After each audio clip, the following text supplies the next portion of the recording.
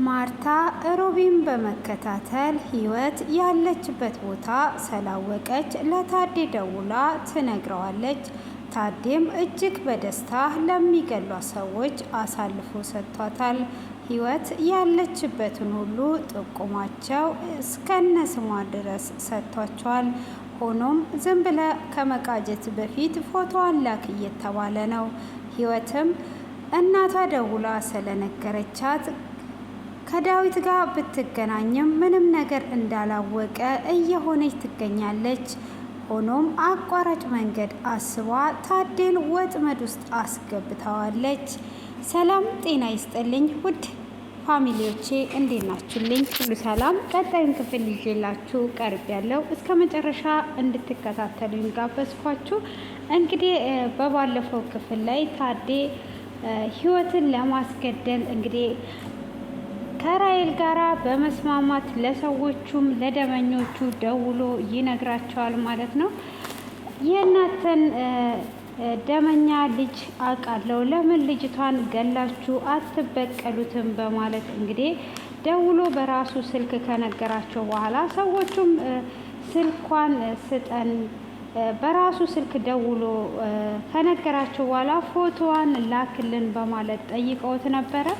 እሱም ፎቶዋን ሰላጣ ህይወት ጋር ደውሎ ፎቶሽን እንድትልኪልኝ እፈልጋለሁ፣ ምን አይነት ሁኔታ ላይ እንዳለሽ እፈልጋለሁ ሲል አባዬ እንደዛ ከሆነ ለፍርዬ ሁሉንም ነገር ንገራትና አንድ ላይ በአካል ታቅፈኛለህ፣ ፎቶ ምን ያደርግልሃል? በማለት እንግዲህ እየከለከለችው እያለ ነበር ክፍሉ የተጠናቀቀው።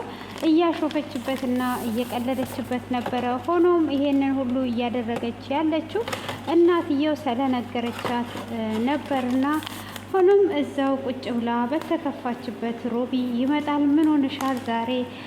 በጣም ከፍቶሻል፣ ጭንቀት ውስጥ ያለሽ ይመስላል በማለት ሲላት ሰላንተ እየተጨነኩ ነው በማለትም ትላለች።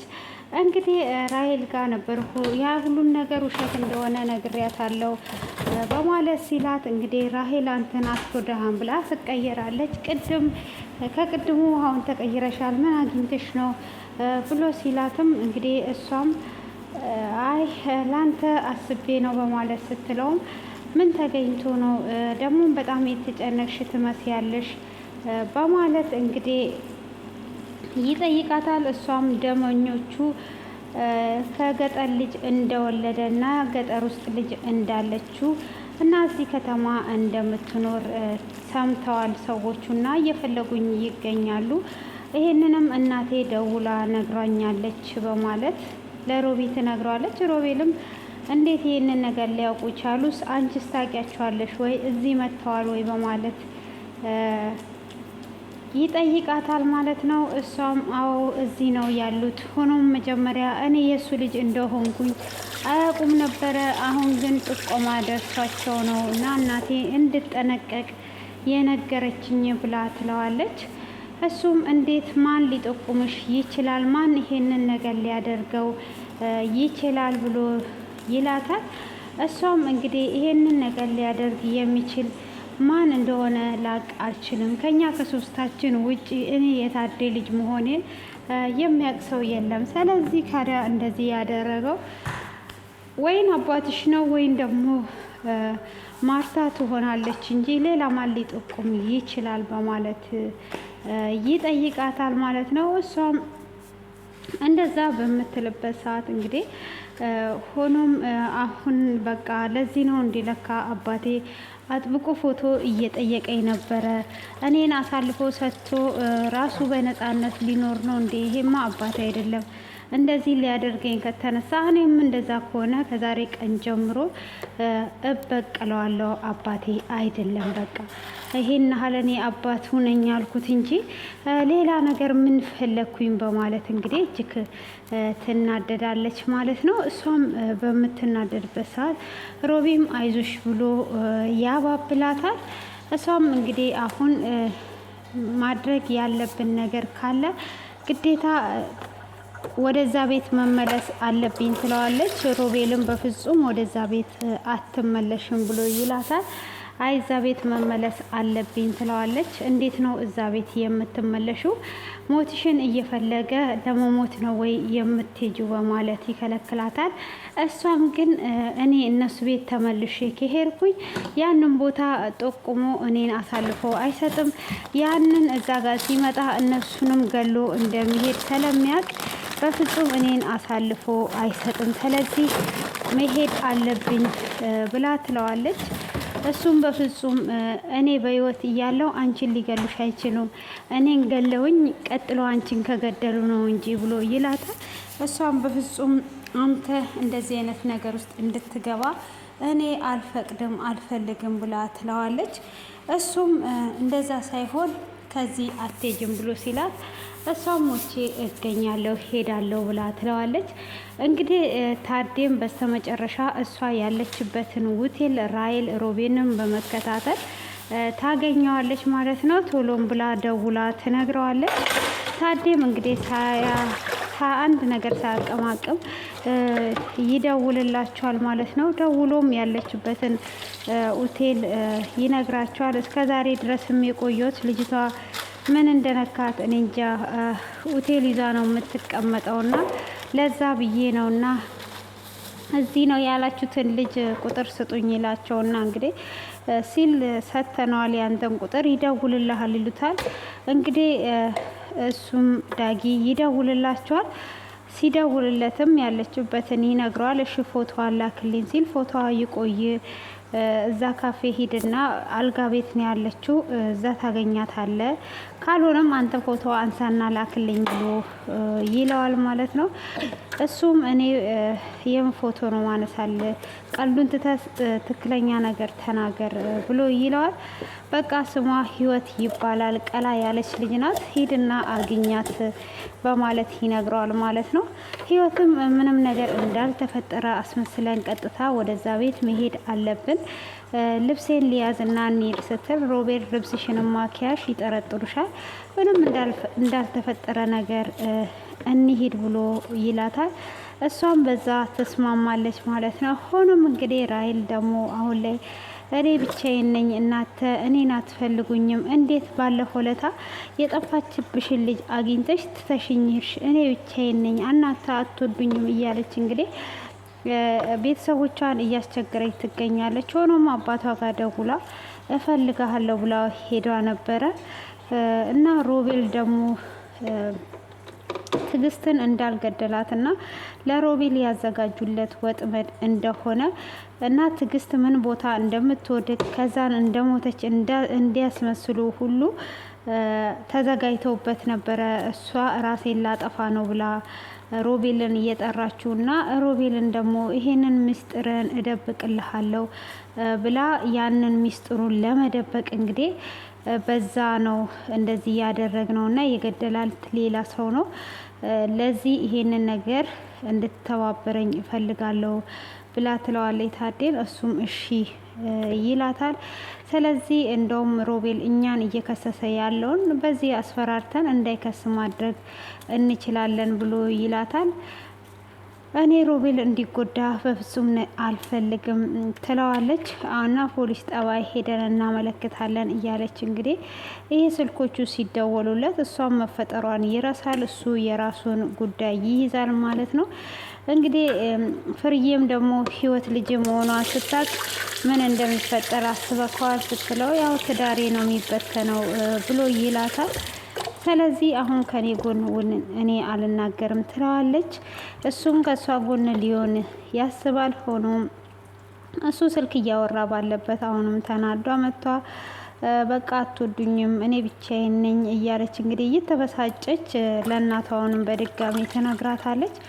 እናትየዋም ከኔና ከአባትሽ በላይ ማንም ሊወድሽ አይችልም፣ እኔ የሌላ ሰው እናት መሆን እንደማልችለው አንቺም ደግሞ የሌላ ሰው ልጅ መሆን አትችይም፣ ተረጋጊ ብላ ትላታለች። እሷም ደግሞ ምንድን ነው የምረጋጋው? እናንተ እኔን አትወዱኝም አባቴም አይፈልገኝም ብላ ትላለች። አባትሽን እንደዛ እንዳትዪ፣ እሱ ሁልጊዜም በአንቺ አይደራደርም በማለት እንግዲህ ትመልስላታለች።